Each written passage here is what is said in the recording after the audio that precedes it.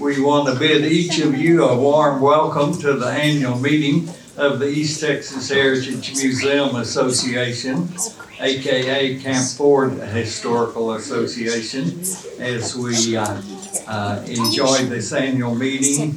Wonderful program, election of officers and directors for next year. We're grateful that you're here today for this outstanding program.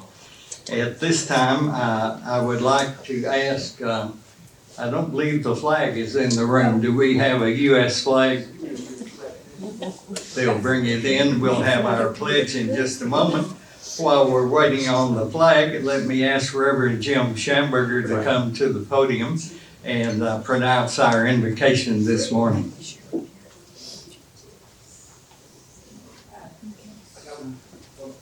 It's so good to see all of you here on such a beautiful day in East Texas.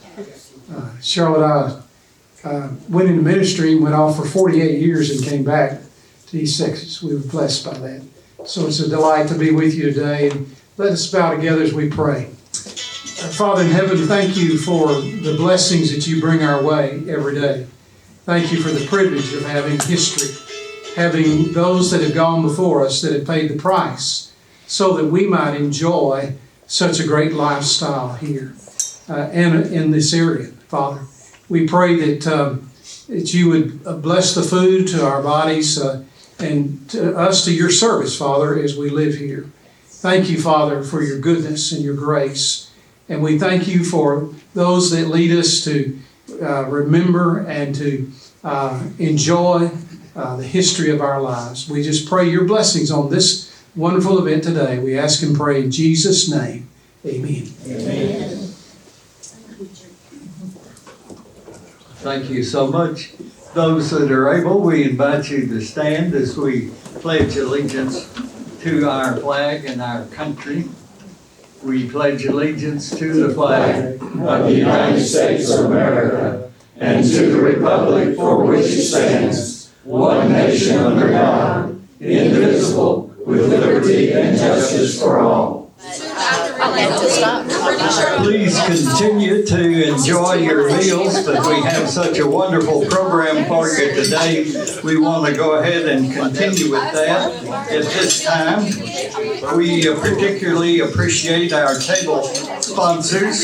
We have David W. French Sr. here, and we have back here Sheriff J.B. Smith. We appreciate you all bringing those gifts with you today. And then we want to recognize our guest from the University of Texas at Tyler, Dr. Tim Sider and his wife, if you'd wave at us. And we want to recognize Dr. Colin Snyder, if you'd wave at us. Thank you for being here today.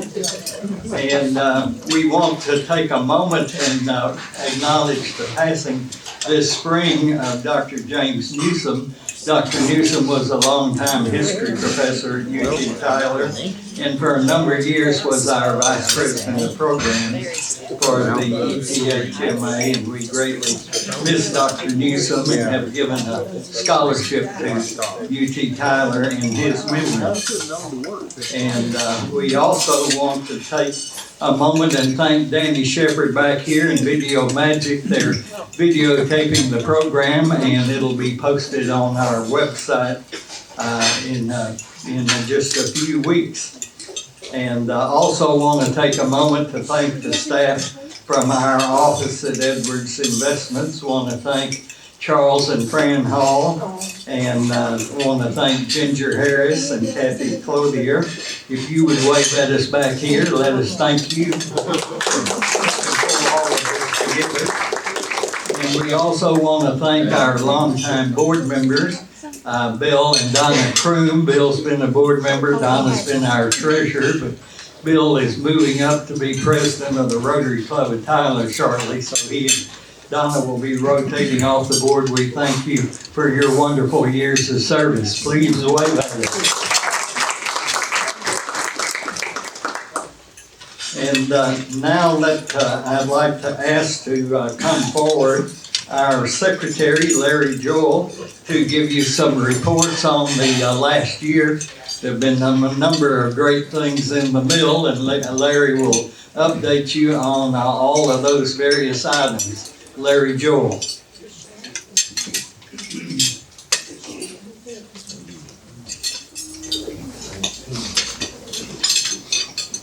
Hello, welcome. Glad you all were able to make it today on this beautiful Saturday afternoon. Our membership continues to increase, which is always a good sign. And right now we're collecting dues for 2025. And if you've not paid yet, you can make a payment to the one of the board members today. We'll be glad to take that, or you can mail it in at your earliest convenience. Earlier this year, our organization sponsored a forum. We met downtown at the Genacol building at the College area Chamber of Commerce. Each forum is free to the public, and a keynote speaker presents a program of interest. This year, in March, was Patty Massey Williams, who is a sixth-generation American. She has ancestors that have fought in every war since the American Revolution. She is currently presenting historical interpretations and presentations for local school districts, genealogical and historical societies, and other historical figure portrayals around Tyler and Longview. She is now a member of the Tyler chapters of the Daughters of the American Revolution and the United Daughters of the Confederacy. And right now she serves on the Oakwood Historical Cemetery Preservation Committee and is a member of the Smith County Historical Society. Our endowed scholarship, the East Texas Heritage Museum Association Camp Ford Endowed Scholarship, honoring Dr. Robert W. Glover, Virginia Ann Lawrence, F. Lee Lawrence, and Dr. Tom McCall for scholarships in history at Tyler Junior College continues to increase, and we're able to help 2 students get their education in history this year. This scholarship has a market value of over $76,000 currently. We have sponsored a scholarship awarded at UT Tyler as well. And now, bring it back to Dr. Edwards, who will introduce the students, the recipients for our scholarships this year. We're delighted to have 2 students that are pre-majors in history at Tyler Junior College. And we want to honor them today. And we also want to recognize the Chief Operating Officer of the TJC Foundation.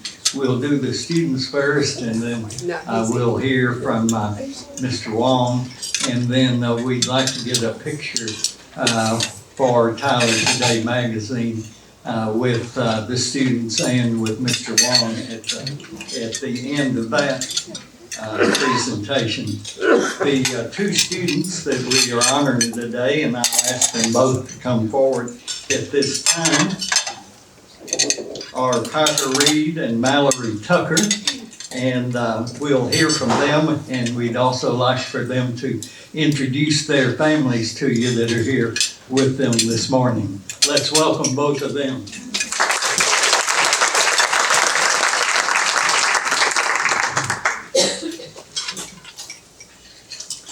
Good afternoon, guys. My name is Piper Reed. As he said, I attend Tyler Junior College. I'm a sophomore right now, and I'm currently a history major. I plan to attend UT Tyler after TJC to further my education.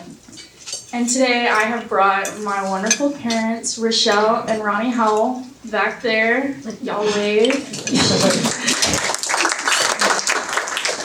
I'm so glad that they could join me today.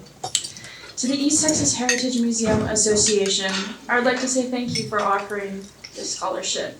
And I would also like to say thank you to Dr. Edwards specifically for this opportunity. He has always been such a kind man, and I can't say enough how this scholarship helps me and how much I truly enjoy attending these meetings. I love it.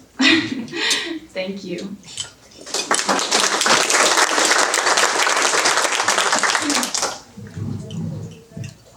Hi, I'm Mallory Tucker. I am a current freshman at TJC. I'm a history major, and after I graduate TJC, I plan to attend UNT to become a history teacher so I can teach high school. My guests with me today are my dad and mom, Carolyn Tucker, and my little sister, Mackenzie Tucker. I just want to thank everyone for the scholarship. It really means a lot though. I was picked and offered the scholarship.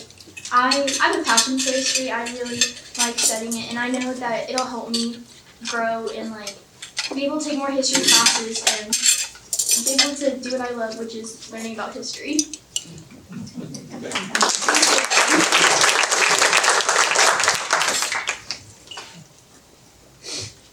And let me ask William Wong to come forward at this time, and then when he gets through, we'll make a picture with the students and the presentation. As you heard our secretary report, our endowed scholarship fund at TJC for pre-majors in history has grown to over $76,000, and we'd like to present our membership this year has made additional contributions, and we're happy to present a check for an additional $1,000 for the TJC endowed scholarship to Mr. Wong at this time.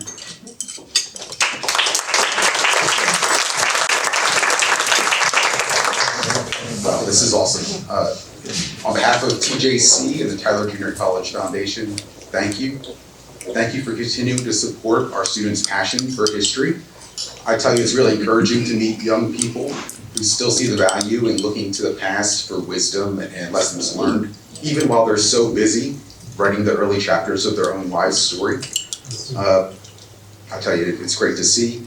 Again, sincerely, thank you so much. The college and our students appreciate it. Thank you.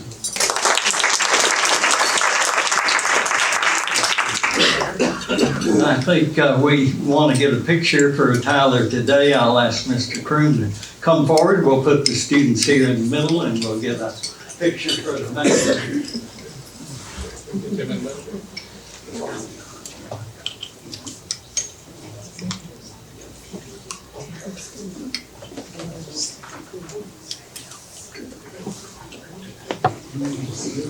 Thank you so much.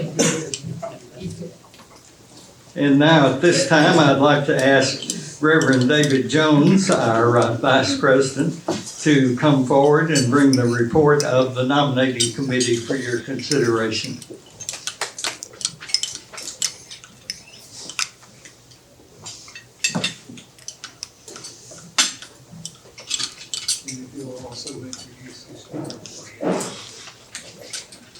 Thank you, Mr. President. It's my honor and privilege to present the nominations for our leadership team for the association. And if you don't mind, when I call your name, if you'll just wave. It's not necessary to stand, take a bow. Just kind of wave, let us know where you are. President is Dr. D.M. Edwards. Secretary, Larry Joel. Treasurer, Kathleen Levin. Back in the back. You're not in a corner for a reason. Vice President for Properties is Kevin McCall. Kevin in the center, back, okay.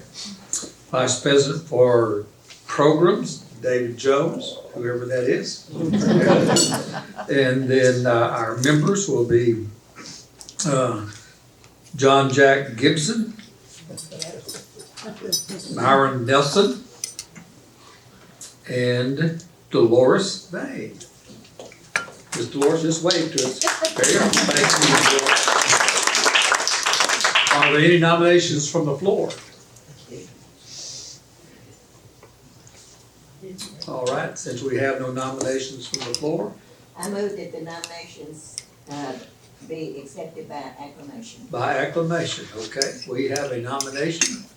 Do we have a second on that? Someone want to second it? Second. We have a second on that. So all those in agreement say yes. Yes.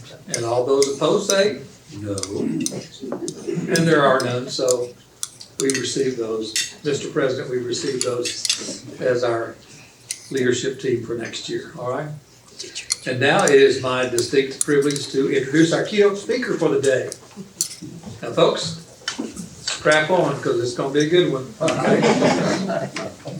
I'd like to introduce to you Dr. Bill O'Neill, and his biography is one of those that, for instance, years ago, I was in a presidential leadership position for an association for the state of Texas.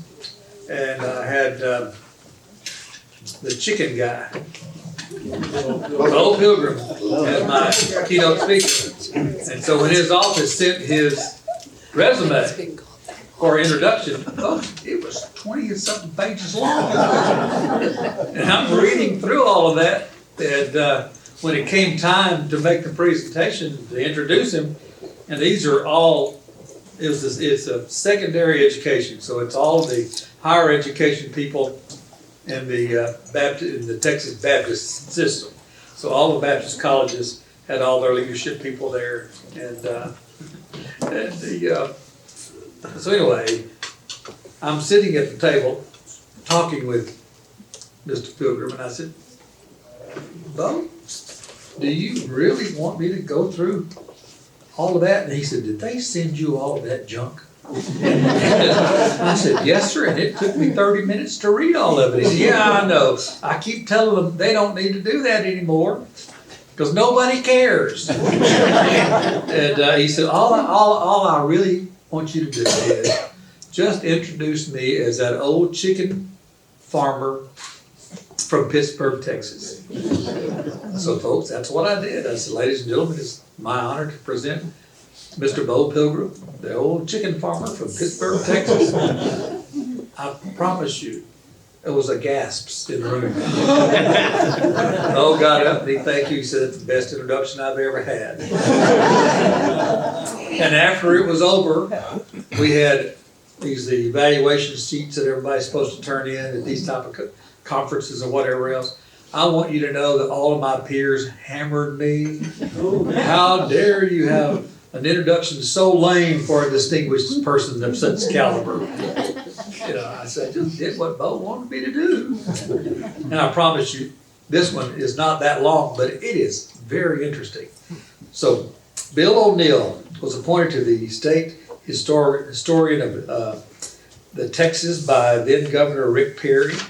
And is during his 6-year tenure in that position, he traveled all over the state of Texas, speaking on behalf of Texas history. And he is past president and fellow of both East Texas and the West Texas Association of Historical Associations, and has been a member of the Texas State Historical Association for over half a century. Bill is author of more than 50 books.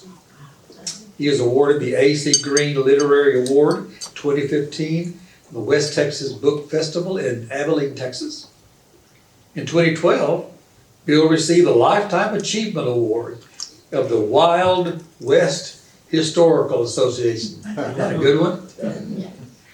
And in 2007, he was named True West Magazine's Best Living Non-Fiction Writer.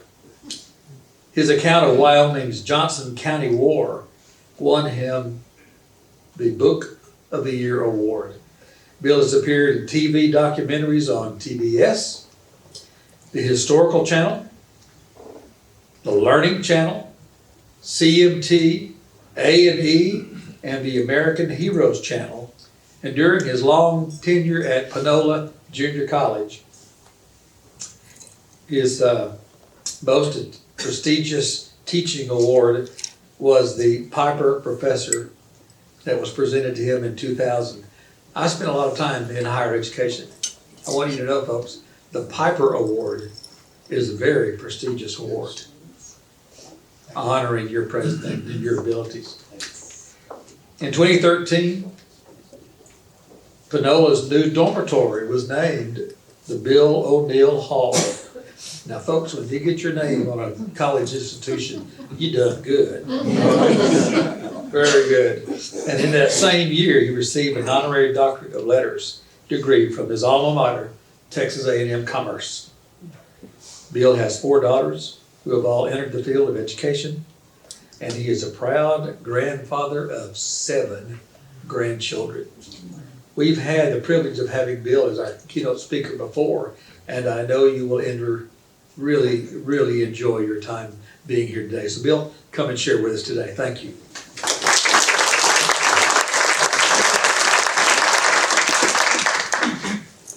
Thank you, David. My initials are the same as Pilgrim's. I'm Bill O'Neill, B.O. I'm glad you didn't shortcut me. Thank you very much for the kind words. I'm delighted to get a chance to be with you again, particularly to talk about this guy. He has resonated with audiences, golly, all over the state, and it's a pleasure to get to talk about him with you. And in fact, I asked Dr. Edwards if it would be all right if at the end of the program, and I really will keep this to a minute, considering the nature of the organization, I thought it might be appropriate for me to at least mention a little list of the various museums that I went to put this book together. Well, John Salmon Ford, Rip, as he often was called. Rip Ford was a Texian, and that was the term he preferred. He was a Texian of many parts. He was a Renaissance man of the 19th century Lone Star, arriving in Texas just after the Battle of San Jacinto. During the next 6 decades, he lived into his 80s. Ford was a physician, an attorney, a journalist. He was part owner and outspoken editor of several Texas newspapers. He was a frontier surveyor at a time when that was pretty risky business. He was a legislator and statesman of both the Republic and of the state of Texas. He was a Sunday school teacher in both San Augustine and years later in Austin. He was the mayor of both Austin in 1854 and 20 years later of Brownsville. Both times he was elected in absentia. He wasn't anywhere near, and he got home a year later now. He was the innovative superintendent of the Texas School for the Deaf. He helped blaze a trail to California through the harsh Big Bend country, and of course, Rip was a celebrated military figure.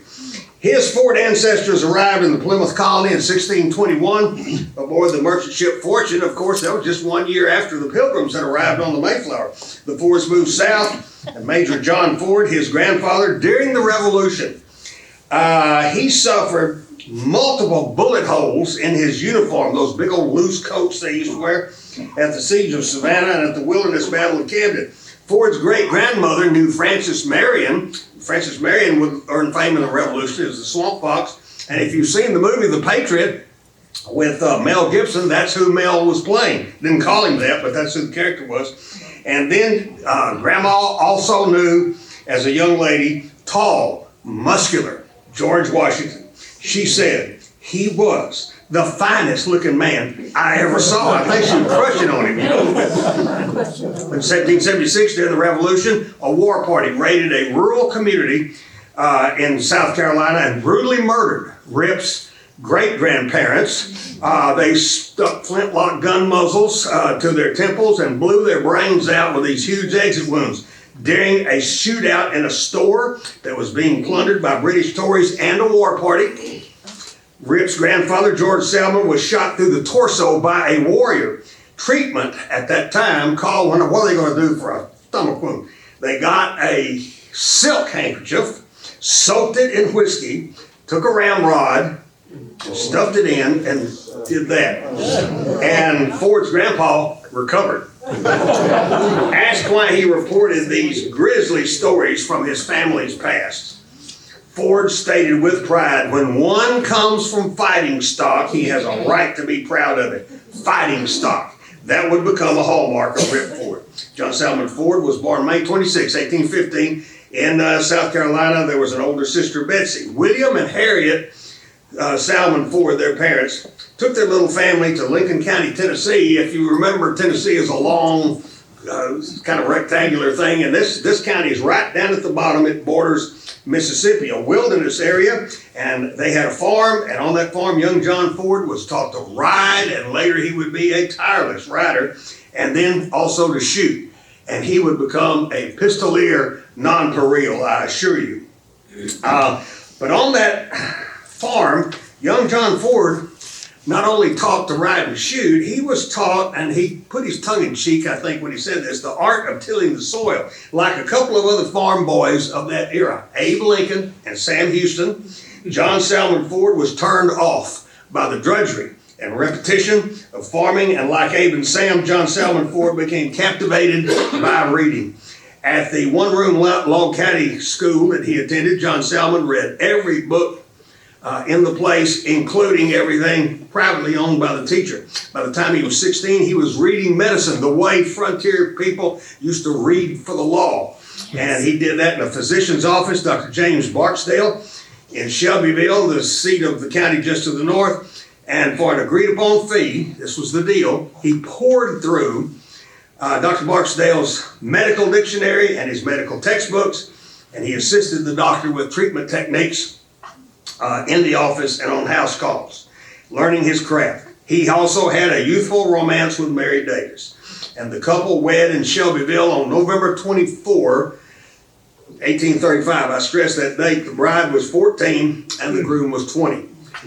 She had something funny going on at her house, and so anyway, she hurried into message. Man, besides, 14 wasn't that unusual in those days. But soon, Dr. Ford became excited about the Texas Revolution, and he tried to raise a company of volunteers for what he called the New Land of Promise. When news of Sam Houston's triumph at San Jacinto arrived, young Dr. Ford realized, well, they don't need my company anymore, but he was all charged up about it, and he decided to go to Texas anyway. GTT, gone to Texas.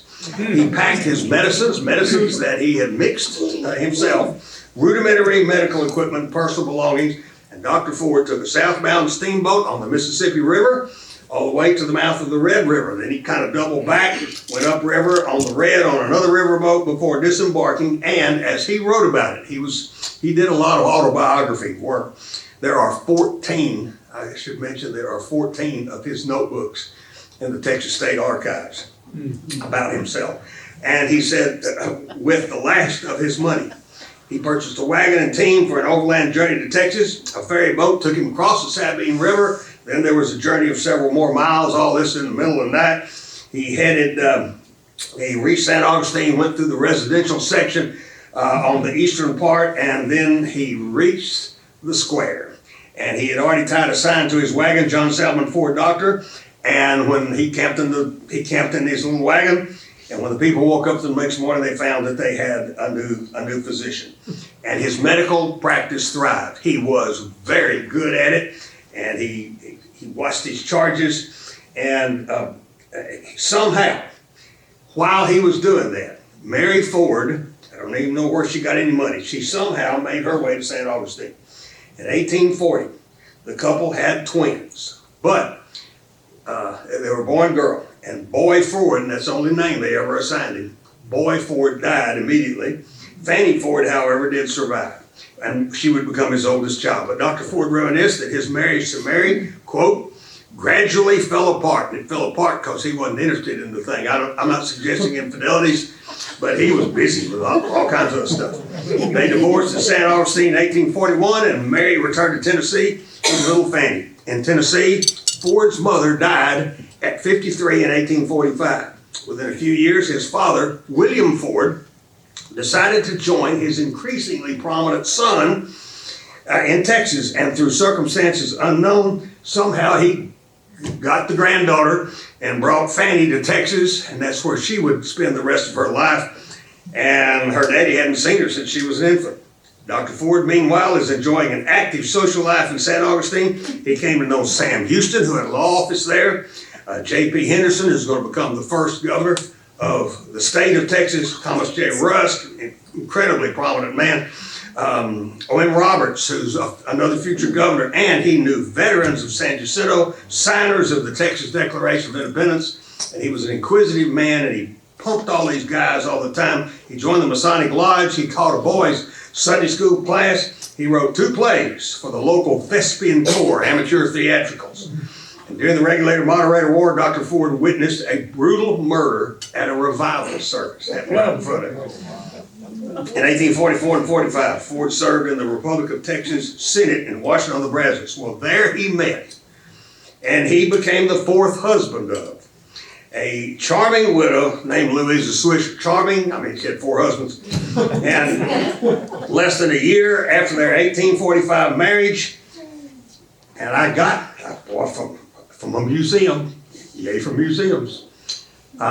This is their Republic of Texas, it's a photocopy, of course, of their Republic of Texas marriage license. It's good for 30 days. And it's handwritten, and it's really good. They provided me with that at the Texas Ranger Museum in Waco. And I took it happily, and I show it off all the time. So anyway, she fell ill. And within a year of their marriage, she passed away. And he dropped everything he was doing and returned to medical work, tried to nurse her back to health. It didn't work. And when she died, she was 34, Rip was 30. She was buried at the new cemetery in Austin, Oakwood Cemetery, out on a hill northeast of Austin. And he got a little plot there. Remember, he'd been a surveyor. He put little blocks down. And he would later have to bury his father there, who died of old age, and his son, who died in his teens, tragically. I'll mention that before we quit. I always stay at the Doubletree, or I try to, because I park, and then I step right across this little bit low fence, and I'm in that cemetery. And one of the first graves I come to is Ben Thompson. Some of you know my affinity for gunfighters, and Ben is buried there. But anyway, at this point, war had been declared between the United States and Mexico. While in San Augustine, Rip had joined several militia companies every time there was an Indian scare. There was never any action, as it turned out, but they would march around a little bit and drill some and spend a couple of nights in tents and so forth. And he was bitten by the military bug. He was doing newspaper work at that point in Austin.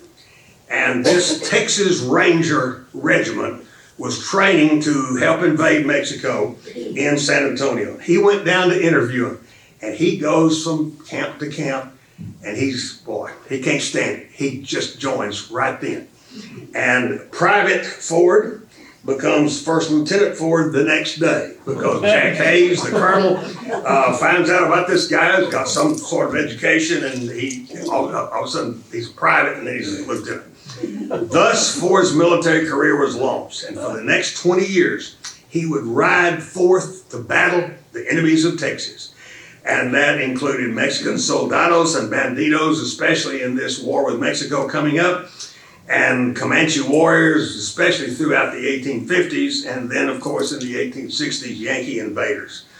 At this stage of their existence, Texas Rangers, and I did the best I could here, my badge is still on. Texas Rangers were frontier protectors rather than law enforcement. The law enforcement part that made them so famous would not come until well after the Civil War. And all of this took place at the same time as a revolutionary technological development. When the Spanish arrived in Texas in the 1700s, they had these old muzzle-loading muskets. It took them a minute or so to reload, and they wouldn't shoot but about 60 yards. And the Comanches were horseback Indians, and they had a repeating weapon they could fire from horseback, which is a bow and arrow. And however many arrows you had in your quiver, you could fire that many times, because they handled their horses with their legs and knees. And so, the Spanish would fire a volley from those muskets, and here would come the Comanches.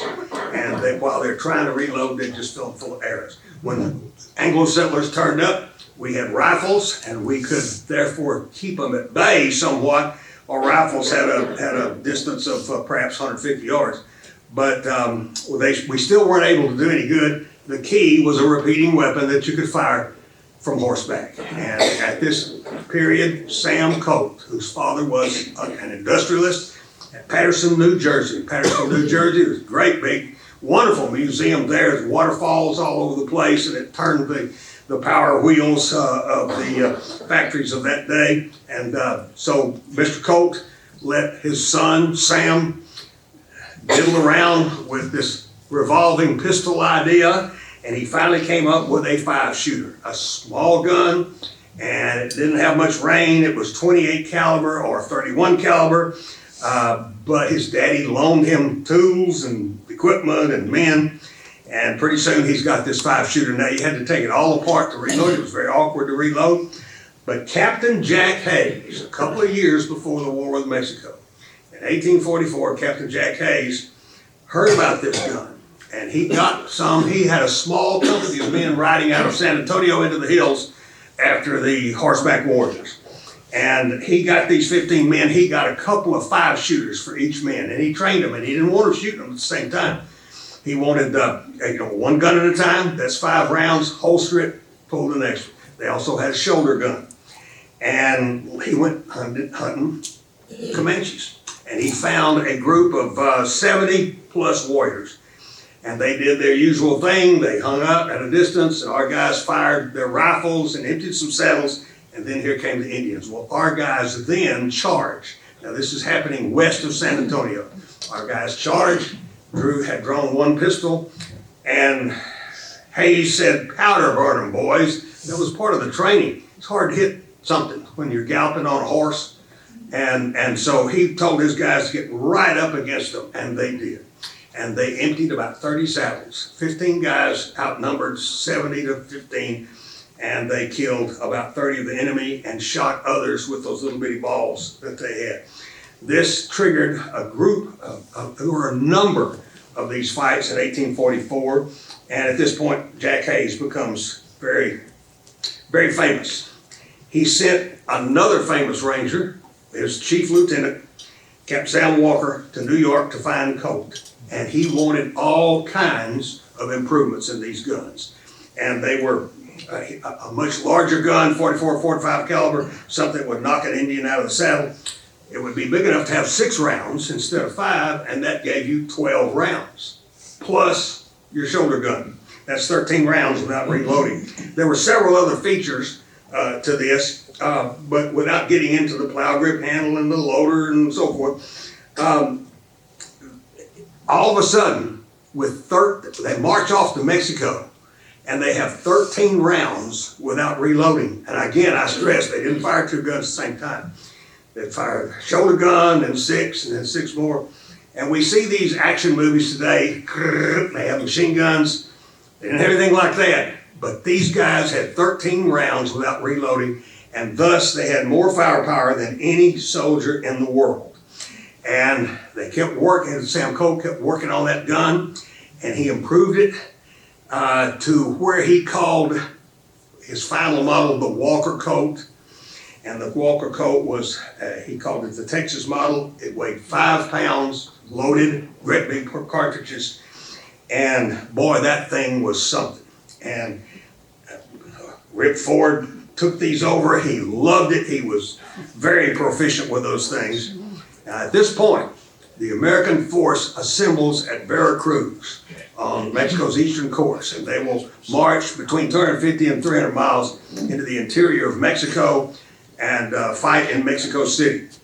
And Colonel Hayes assigns Lieutenant Ford to lead a 50-man scout company into the jungles because they were being attacked by guerrillas. Ford constantly spoke with West Pointers. This is the first war we ever have in which West Pointers are prominent and numerous. He assembled an impressive military library. Every time a new weapon comes up or a new model of a weapon, there are weapons manuals. He got tactics handbooks from the Army.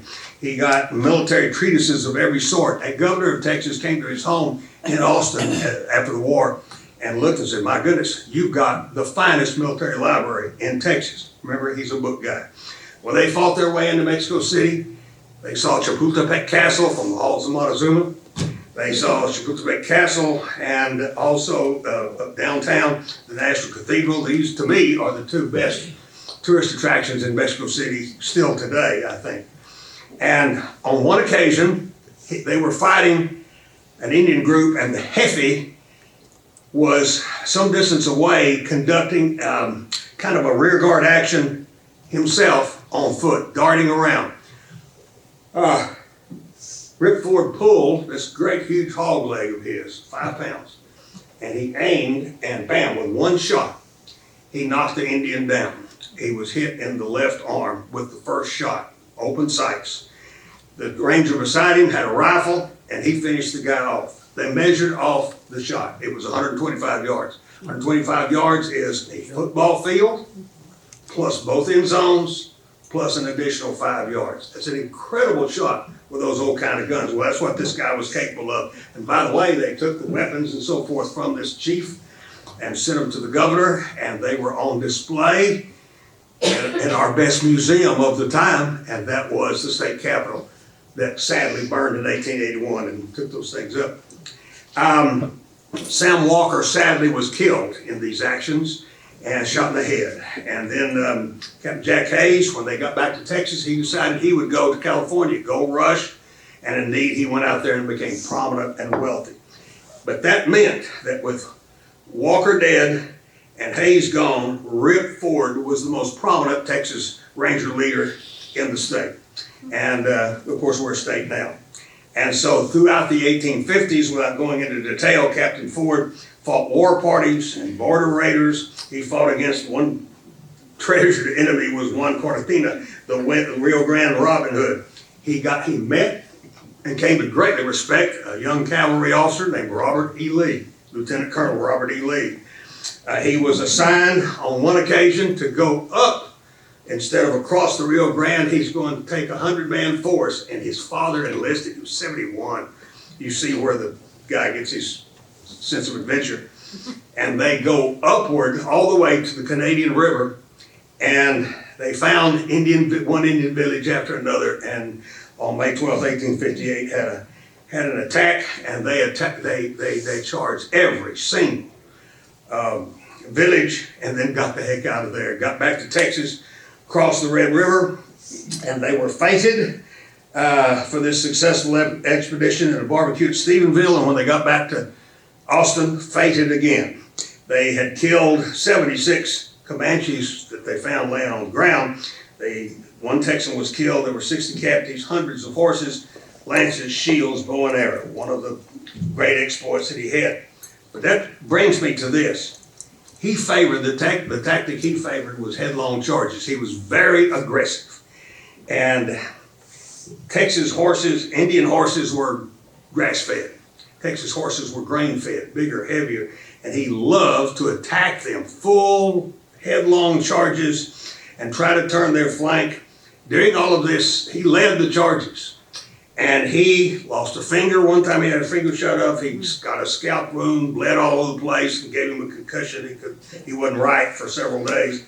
And he was once struck with a poisoned arrow that had been poisoned with rattlesnake venom by Indians. So I put a chapter in the book called "And Rip Smote the Enemies of Texas."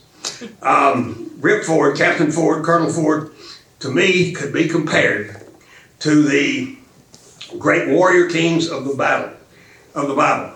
He was said to read the Bible every day because his mother had made that request on her deathbed. And he carried Bible with him, read it every day, and he would have been drawn to the combative stories involving King Saul and David, Joshua and Gideon, Samson battling his enemies with the jawbone of an ass. In Ford's case, the jawbone was a couple of big old hog-leg Walker Colts. He wasn't, I don't know how much of the warm and fuzzy stuff that stuck with him, but he was a warrior king. He absorbed the battle narratives of the biblical warriors who were protecting God's chosen people. And in the case of Ford, he interpreted chosen people as Texians of that era. And we were very vulnerable, had a plethora of enemies. And he was protecting them, as the biblical warrior kings did, from armies of pagans and barbarians. The pagans and barbarians were war parties and border raiders and so forth. And that was a motivating factor for this guy. As the Civil War approached in 1861, Rip Ford rode as marshal of a secessionist parade in Austin. Even though he owned no slaves, never wanted to own slaves, was not interested in agriculture at all, but somebody loaned him a big white stallion and said, "We need you to lead this parade." And he certainly did not want Yankees telling him what to do. He didn't want anybody telling him what to do.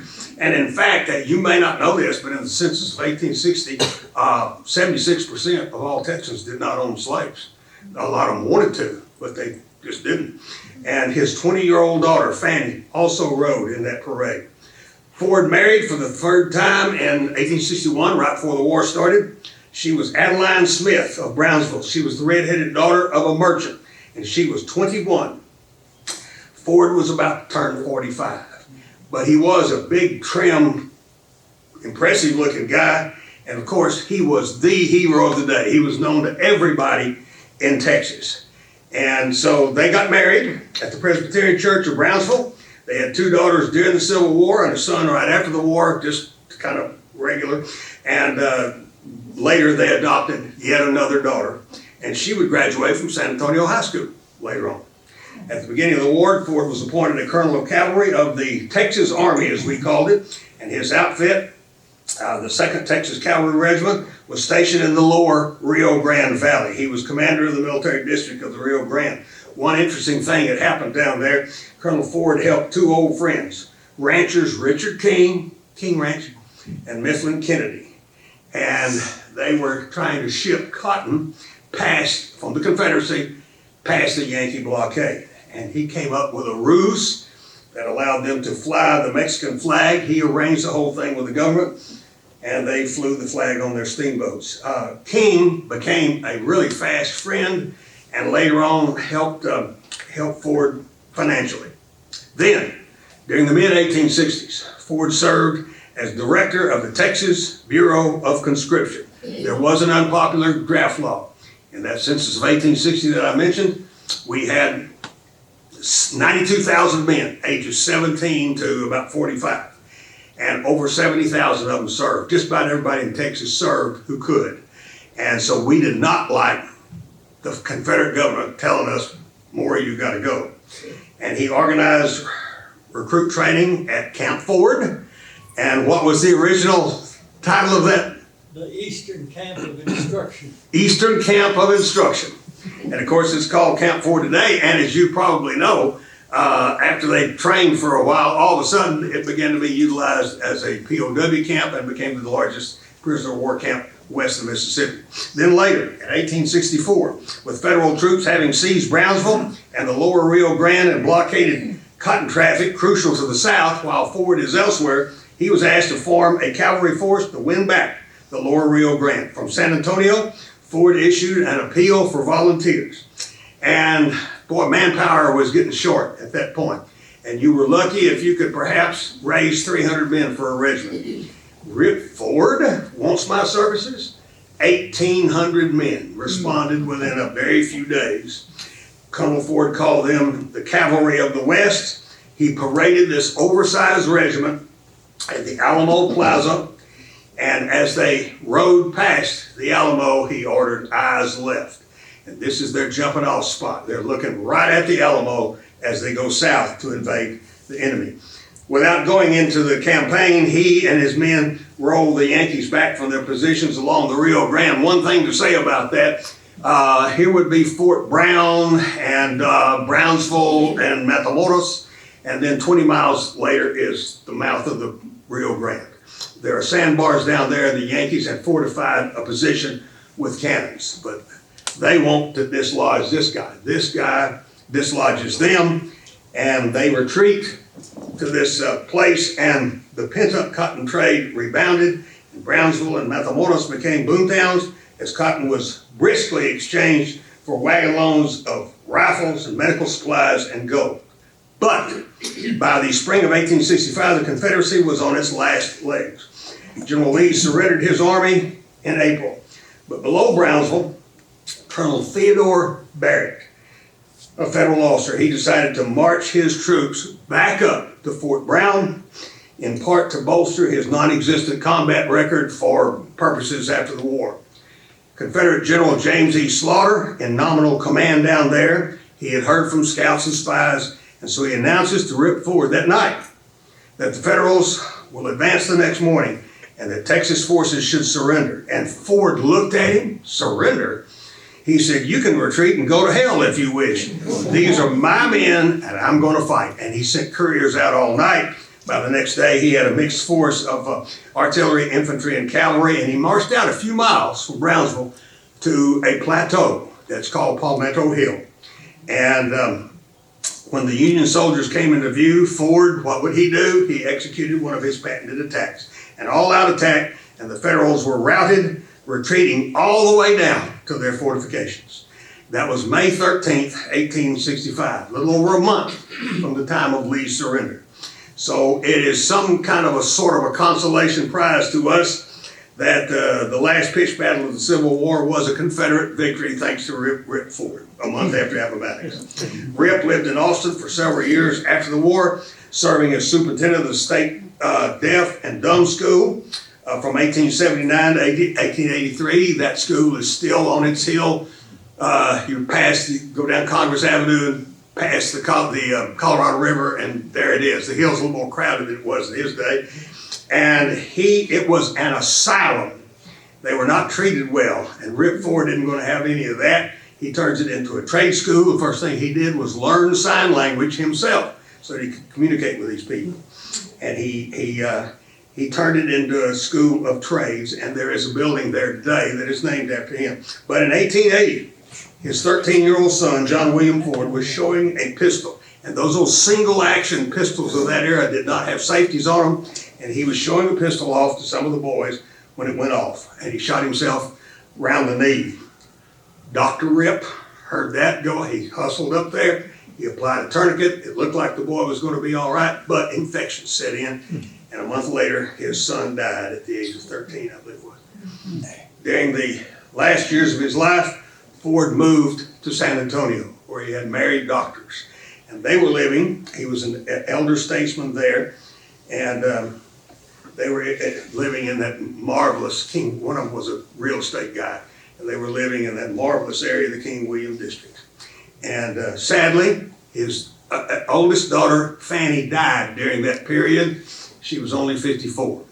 And finally, in 1897, Rip suffered a stroke, died 1 month later. He is buried in San Antonio's Confederate Cemetery. It's a very impressive gravesite because everybody, Masons and Confederates and everybody else, added some kind of little marker to it. Now, if you'll allow me, I'll just take 1 minute to say a word about the museums I visited. I contacted the Texas Ranger Hall of Fame and Museum as soon as I conceived of this project. They said, "Oh no, come on, we need this, and we'll be ready for you." And they had a desk beside, copy machines and all that ready, and this certificate, marriage certificate that I showed you, and so forth. Have always treated me very well. In Austin, I visited the Texas State Archives. I told you about the 14 Rip Ford notebooks and various other things. Also, I visited the Heritage Museum at the Texas State Institute for the Deaf. They do have one, and it is managed by one of the graduates of that, a very fine young lady. I visited the Texas Military Museum at Camp Mabry. Not as helpful as they had been in the past. They gave me some guy, one a Texan, and he didn't know what he was talking about. And then I went to Oakwood Cemetery, where a lady named Jennifer Chenoweth, who was the museum site coordinator, and she took me out to the small Rip Ford plot with his son and father, and of course his single wife. In St. Augustine, which is only 50 miles from me, I went multiple times. That was where he lived his first decade in Texas. They have an old jail library and museum, and boy, they have digitized that thing. They have local people who run it, know what they're doing, know what they've got, and they had wonderful documents. And then in Brownsville, there is a city museum in Brownsville, one that I visited actually a long time ago. There was a well-to-do merchant right in the middle of town, and they converted his home into a museum. And it's a fine museum. They were very helpful. Also, they have a museum at the First Presbyterian Church, where he got married his third time. And then just outside town, the Palmetto Ranch is a national battlefield site and museum. And they have a great visitor center and walking trails and everything. And it's well worth visiting. So I did have a lot of museum help throughout this project. I thank you for your kind attention. Thank you for letting me talk about Rip. I want to tell you something about him. He is the most difficult guy I've ever had a chance to write about, except Sam Houston. Sam Houston was, boy, he was something. He was an interesting guy, and so was Rip. And I hope it's been of interest to you. Thank you for your kind attention.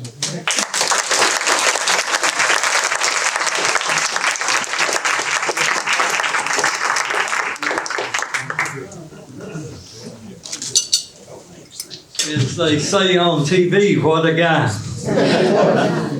Thank you for that most interesting talk, and I want to be sure and mention to you before we adjourn after our benediction that we're so grateful that our speaker has agreed to stay after the meeting for those of you that may have further questions, and if you'd like to get a copy of the Ripford book, they'll be available to you. If you've not yet enjoyed the banana pudding or need a cup of coffee, just let the staff know as the meeting adjourns. We still have plenty of banana pudding and coffee for you. And they're delighted you've been here today. I want to ask Reverend Jones to come forward at this time to pronounce our benediction, and the staff have asked when you leave if you will drop your badge in the plastic tub at the registration desk. They're going to recycle for next year. Thank you, President Edwards. I told you it's going to be a rip of time, didn't I? All right. Thank you all for coming. Let's stand together, please, for our benediction. And we will call this a wonderful, wonderful luncheon time together. Lord God, we thank you for the privilege of being here today and to hear about this wonderful gentleman who helped settle our great state. And it's such a privilege to live in Texas, to enjoy the benefits of being in Texas, and especially being in Tyler. This is just a wonderful place to be. We're just so thankful for all of those who went ahead of us, who preserved this state and has given us the privilege. Help us be cognizant and be aware of what we need to do to preserve us as a Lone Star state that is privileged to be a part of this great union. Lord, we thank you so much for what you've done in the past. We thank you for what you're doing today, and we will thank you for what you're going to do even tomorrow. So in our time of leaving and separating and going our separate ways, we just pray your blessings and protection on travel, and give us a wonderful, wonderful Sunday and a better week next week than what we had this past week. We appreciate you so much for what you've done for us. We thank you for this privilege. And all the people said, Amen. Thank you.